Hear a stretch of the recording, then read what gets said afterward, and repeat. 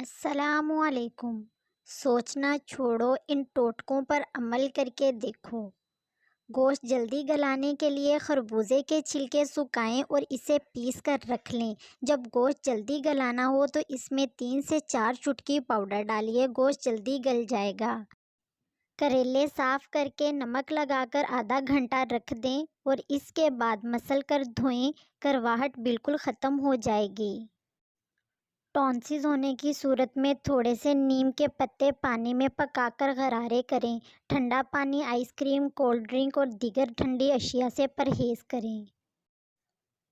لوکی یا آلو چھیل کر جس پانی میں بھگوئیں اس میں تھوڑا لیموں نچوڑ دیں تو آلو کالے نہیں ہوں گے، اور بند گوبھی کو جب کھانے میں ملائیں تو آخر میں ڈالیے تاکہ وہ کرسپی رہے اور مزہ برقرار رہے گا۔ اگر آپ کے بریانی کے چاول ٹوٹ جاتے ہیں تو تہہ لگانے کے بعد اوپر سے لیموں یا سرکہ ڈال دیں۔ زردہ پکاتے وقت دم پر رکھنے سے پہلے اس میں 1 کھانے کا چمچ گھی شامل کر دیں۔ اس عمل سے پکنے والے چاول مزیدار ہوں گے۔ آپ نے جتنے پیاز روزانہ استعمال کرنے ہوں ان کو رات کو پلاسٹک کے لفافے میں ڈال کر اچھی طرح لفافہ بند کر کے فریج میں رکھ دیں۔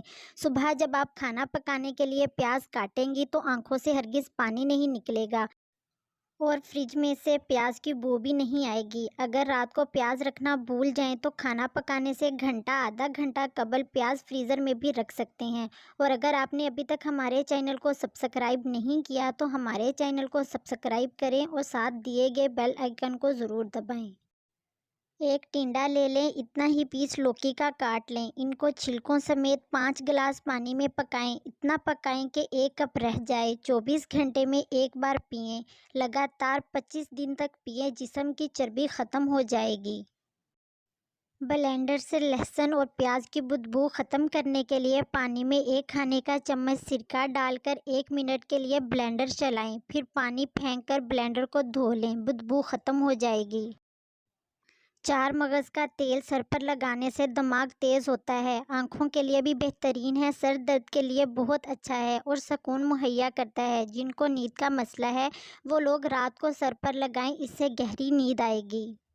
مزاج کے اعتبار سے آم گرم تر ہے، بغیر ٹھنڈا کیے آم کا استعمال اکثر جسم پر پھوڑے، پھنسیاں اور آنکھوں کی بیماریاں پیدا کرتا ہے۔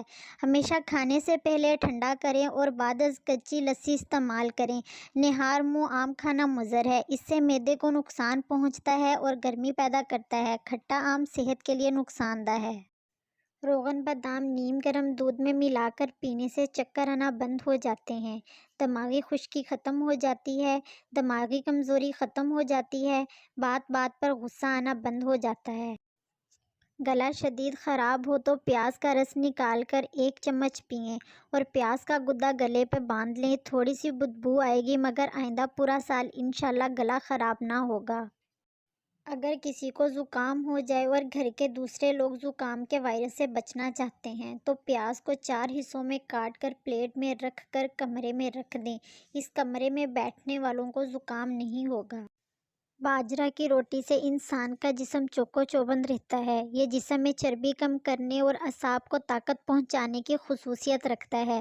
باجرہ کی روٹی کھانے سے آپ 14-15 گھنٹے میں محنت مشقت کر کے تھکیں گے نہیں انشاءاللہ۔ چھینکیں زیادہ آ رہی ہوں تو ہرا دھنیا سونگھ لیں، بند ہو جائیں گی۔ Thanks for watching.